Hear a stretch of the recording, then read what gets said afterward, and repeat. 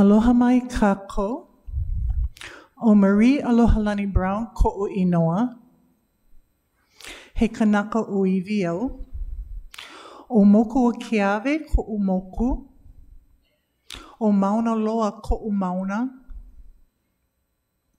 O ho'okena ko'u aina kupuna.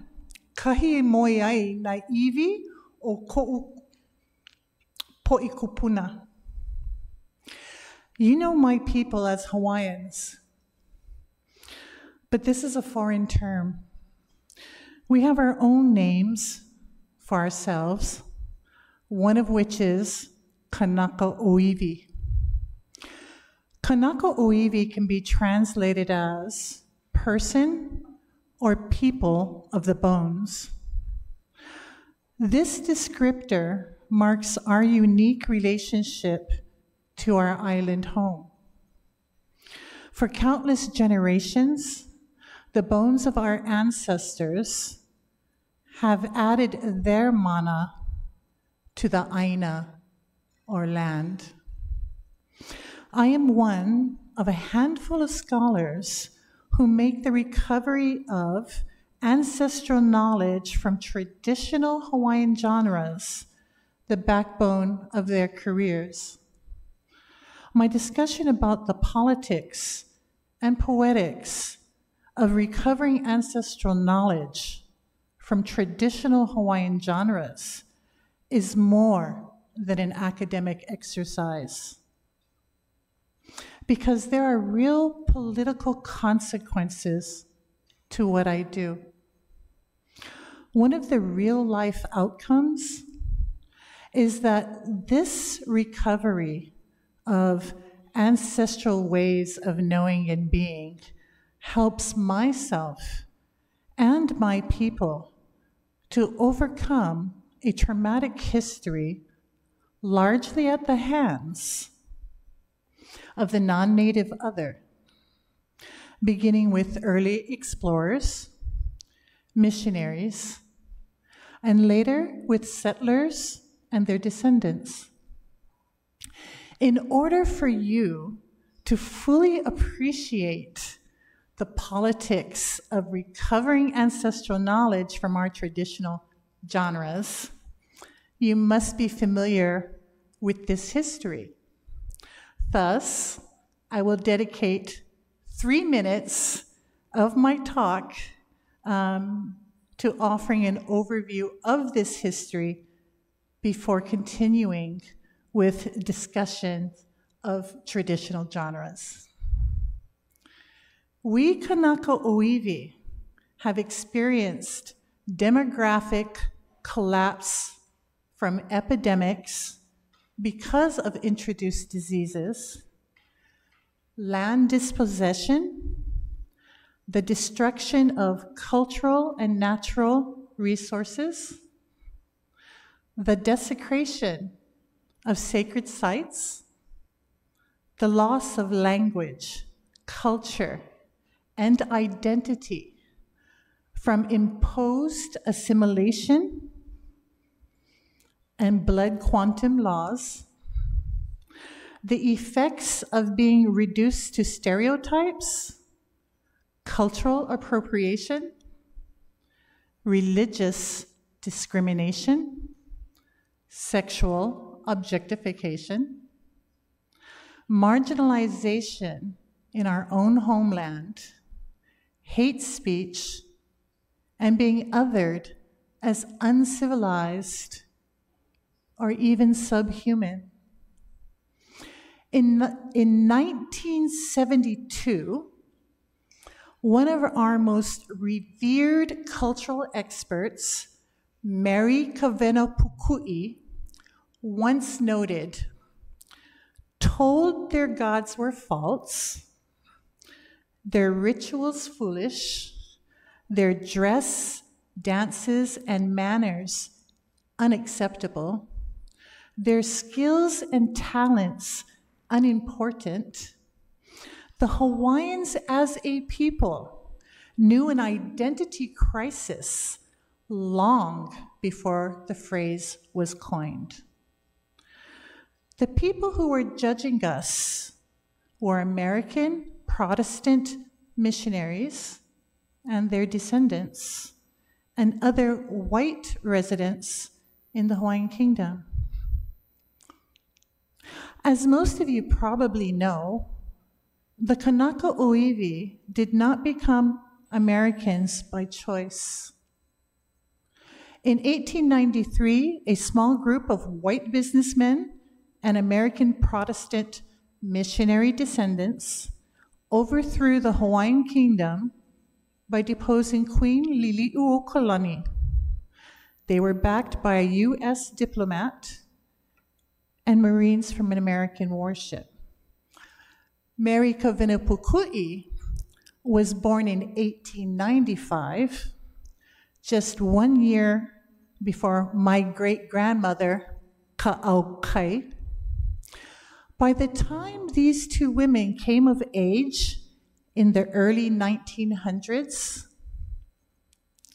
the Hawaiian newspapers were reporting that there were only 35,000 Kanaka Oiwi left. In short, our people nearly risked extinction. This population collapse did not happen in the distant past. Ka'aukai's mother, who was born in 1875 during the reign of King Kalakaua, and thus during the Hawaiian Kingdom, helped Ka'aukai raise my mother as a child. I also knew Ka'aukai, my great-grandmother. She died when I was 17. So you see, it's not the distant past.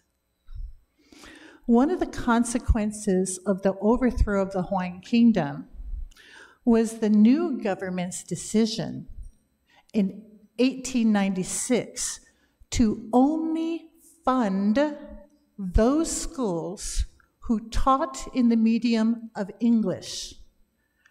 As we are all aware, language is a critical carrier of culture. This situation only worsened after Hawaii was annexed to the U.S. in 1898. As a result, many Hawaiian children who grew up in the territorial years speaking Hawaiian at home and punished for speaking Hawaiian in school would later decide to not teach their children their mother tongue. By the 1970s, when the Hawaiian language revitalization efforts began, it was estimated that only 10,000 Hawaiians were fluent in Hawaiian. While we were no longer in danger of extinction, our language was. Happily, since then, the number of Hawaiian language speakers has dramatically increased. The generations after mine were able to attend Hawaiian immersion language schools. I was able to learn Hawaiian at the University of Hawaii at Manoa, where I received a BA and MA in Hawaiian language.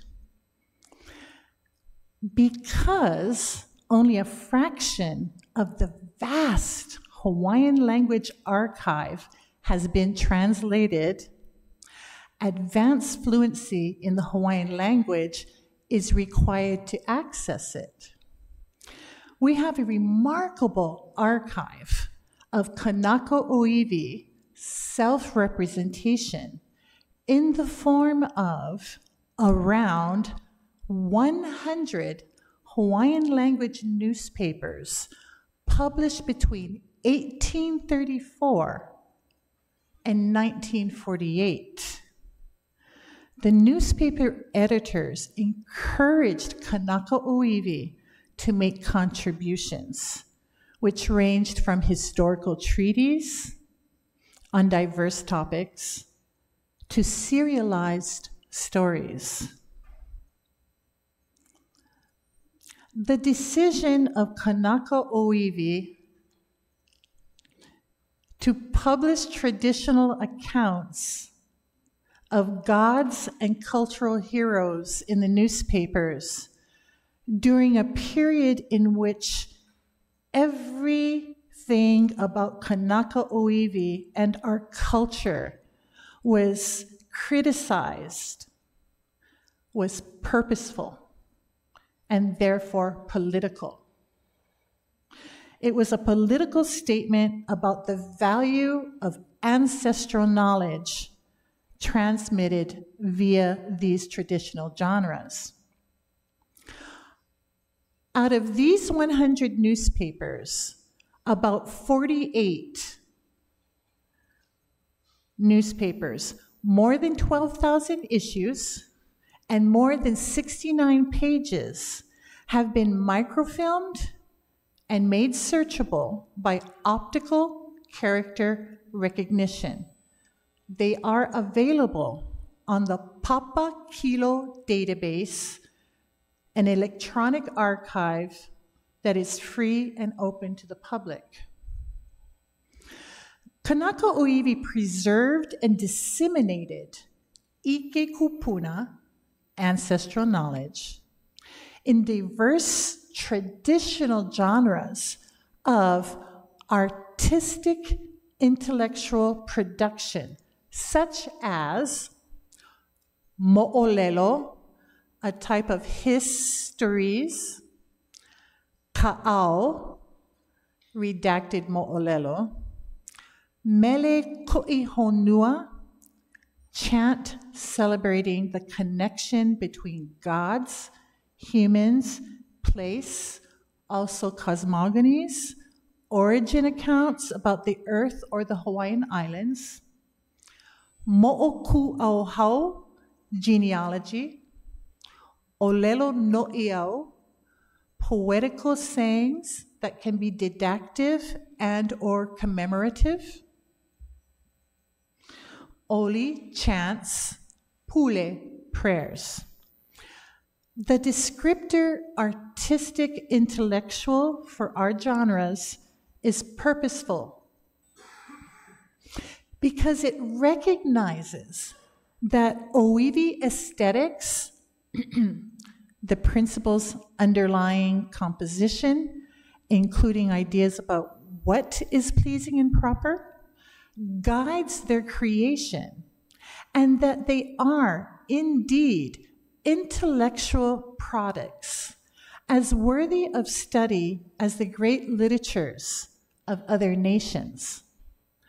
Mo'olelo and Ka'au are especially rich examples of Oiwi aesthetics because they share certain elements and they often include other genres such as genealogies, chants, and proverbs, which suggest that their structure is informed by a cultural sense of what they should contain.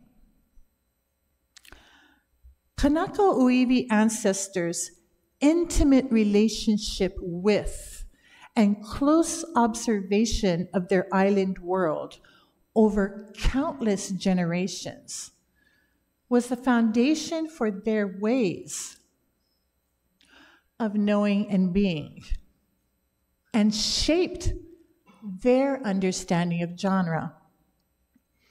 Before the advent of literacy to Hawaii, these genres were highly developed arts that acknowledged the kinship between the land, sea, sky, and all therein, and celebrated the connection between the other than human, humans, and place.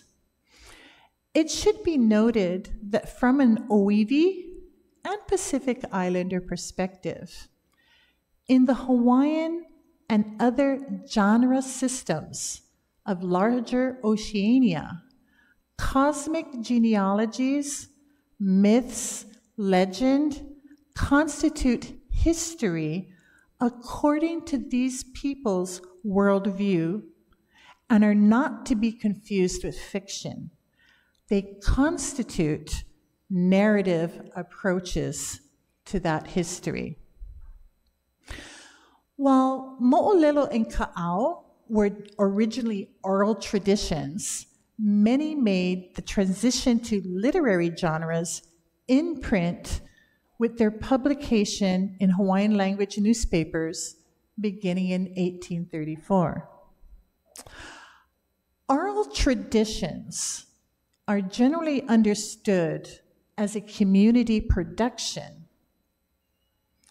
It is imperative, however, to know that individuals are a critical part of the process by which an account becomes a tradition. An oral tradition is called such because it is passed by word of mouth. At some point in time, someone told a mo'olelo for the first time, and whoever heard it told it to someone else. A mo'olelo becomes a tradition when one generation passes it on to the next. Moreover, a mo'olelo may have several versions that owe their existence to individual storytellers, all of which clearly belong to the same tradition. Beginning in the late 19th century, but especially during the 20th century, a small group of scholars conducted systematic and sometimes comparative studies of Mo'olelo and Ka'au, but their efforts barely scratched the surface, as there is much more work to be done. The comparative study of Hawaiian literature is in formation. While present-day scholars have published treatises on these genres, or translations of specific mo'olelo or ka'au, very few of them have made the systematic study of these genres the backbone of their academic careers. So what I'm saying here is that maybe we think we know what Hawaiian literature is all about, but we really don't. What is lacking in past and present scholarship is a discussion on the theories and methods for the collection and investigation of these genres. The only other person doing this work is Dr. Ku'aloha Ho'omanawenui, who's the leader in this study. She's up there.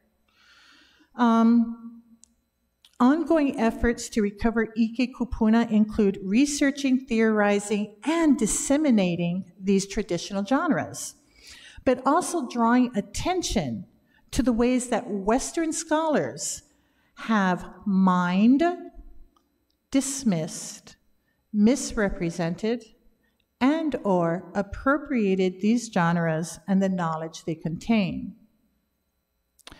Attending to the poetics of the genres of mo'olelo and ka'au include investigating how Hawaiians who shared them understood them.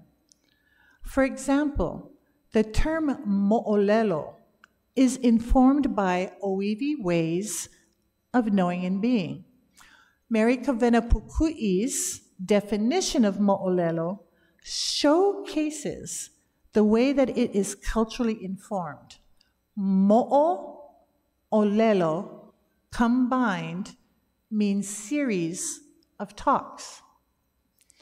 A union reflecting a long history of oral tradition.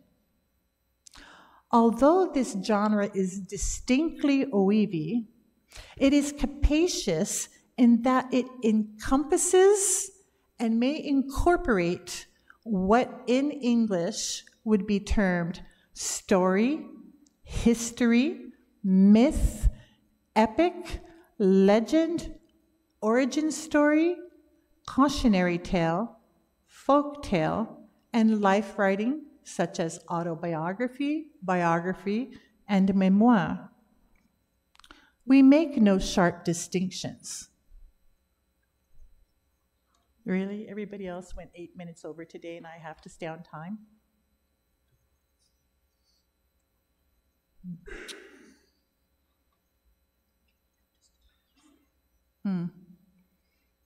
Mo'o also denotes mo'olelo. Indeed, mo'o has many meanings, including lizard, reptile, but also reptilian water deities termed mo'oakua. In fact, the little lizard informs the understandings of the word mo'o as series. As Pukui once explained, the visible vertebrae of the lizard backbone symbolizes continuity, as in a series, whether that series be a mo'oku'auhau or genealogy, a mo'olelo or series of words, or a story, or a mo'opuna, which means descendant. The genre term ka'au is a story based on traditional knowledge about gods, cultural heroes, and notable Kanaka Oiwi. But the difference between mo'olelo and ka'au is the degree to which they're redacted. As renowned scholar John Charlot once said, just as historical subjects could be treated in story form, so such stories can be combined to form larger complexes. A complex is constructed by combining redactionally a number of traditional pieces. Thus, a redactor might create a mo'olelo by combining episodes or motifs from different mo'olelo, editing them, composing new data to join them, and then adding meta-discursive devices to this framework. In short, ka'au can be new takes on old topics, but they are rooted in tradition. Ka'au and mo'olelo should be collected and studied as significant examples of Oiwi artistic intellectual production and important archives of ancestral knowledge. Mo'olelo and ka'au reflect a distinctly Oiwi approach to narration. Their unfolding is rarely straightforward. Unlike the common Western preference for linear explanation with little embellishment. For this reason, readers new to this narrative approach may find them difficult to read.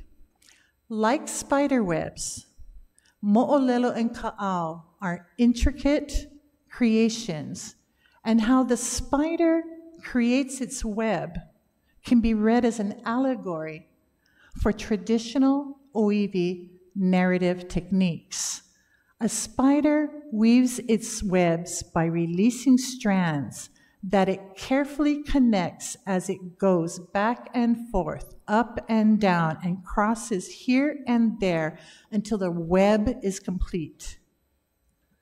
And just as its method is informed by the countless spiders that existed before it, likewise, mo'olelo and ka'au reflect the countless generations of Oiwi who have, collectively, contributed to the formation of a uniquely Hawaiian poetic poetics or literary aesthetic. All right, so I'm just going to sum up the last few pages. We are writing stories again. We are writing our mo'olelo. We are writing our ka'au, and they are based on our traditional motifs, the stories of our gods. I myself am a creative writer, and I have I'm well known in my community for what I do. And so what I do is short stories about modern day encounters. But one last thing is that you have to understand that although we experienced all this historical trauma, we never became truly separated from our culture or our religion, traditional religion. It went underground, and unfortunately, I don't have enough time left to talk about this. Maybe you can ask me questions about it in the Q&A. But everything that we're recovering right now is helping us reaffirm our identity, and it helps us to inform movements of social justice, like the 2019 stand to protect Mauna Kea. I was one of the 38 kupuna who was arrested. Thank you.